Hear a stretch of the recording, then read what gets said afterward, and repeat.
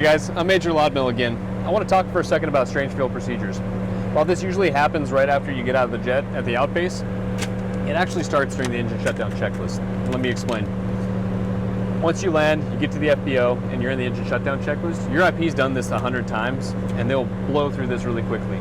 However, when you get to the radio masters, I want you to stop for a second. Even though that's yours to shut off, I want you to take a second, come up here, check your fuels, and write that down, and look at your times and write that down, because you're going to need that at the end of the checklist and doing your 781s. So, as your IP's blitzing through here as fast as possible, you hear radio masters, stop, check your fuels, check your time. Then you shut your radio masters, clean up the engine shutdown checklist, and then as the acting aircraft commander, delegate to your IP to do the strange field procedures walk around and pass on how much fuel you need to top off the jet or maybe go 500 light. Another good technique before you get out of the jet to run the strange field procedures checklist is the 4 corners. Those 4 corners are as following. Shut your battery off, turn your standby battery off, push in your oxygen pull, and ensure your parking brake is released. Those are 4 things, or 4 corners, that if you leave them on and disappear for 2 hours or remain overnight, you run the risk of bleeding down your batteries, your standbys, your oxygen, or possible if you had a hydraulic leak, you'd have all the fluid gone by the time you're gone back in.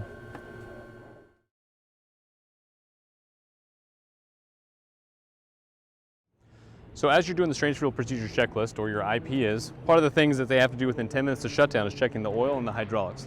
That's not just pushing the green button, but that's actually pulling the dipstick and checking it. Now to get up on the wing, takes a little bit of finesse, because it's at a little bit higher. Jump up there like that, and then slide yourself on. It's really entertaining watching everybody else trying to figure out a way to get on here, but that's the easiest I've found. Once you get up here, make sure you take into account not stepping on the no-step panels, any of the flight controls. All right, so when you get up here, pop the panel, open it up, and right here, kind of hard to see, is your dipstick top. You need to flip that up, rotate about 45 degrees, and now your dipstick can come out straight. Have a paper towel or something to wipe it all off, dip it again, and when you pull it the second time, now you should actually see what the level is.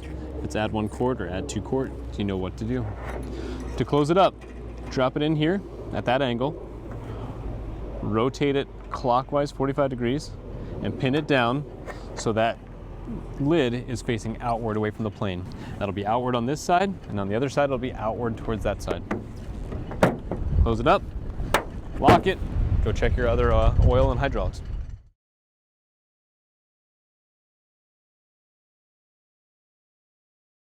Put your hands where the side that's not hooked is. Figure out where your wind's coming from. For me, it's about 20 knots from my tail. So I'm going to swing into the wind so it can blow around the backside versus throwing everything into the wind and failing miserably.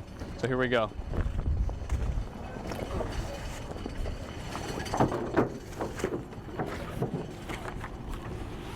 If you do it right, it's just like a cowboy.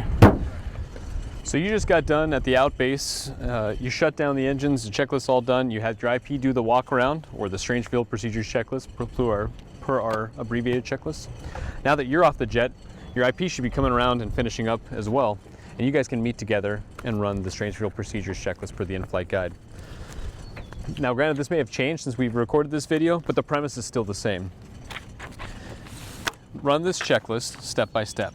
So for the strange field procedures checklist, ensure maintenance is familiar. Well, your IP should have talked to that maintenance and the fuel people to pass on the fuels. Do the 781 entries.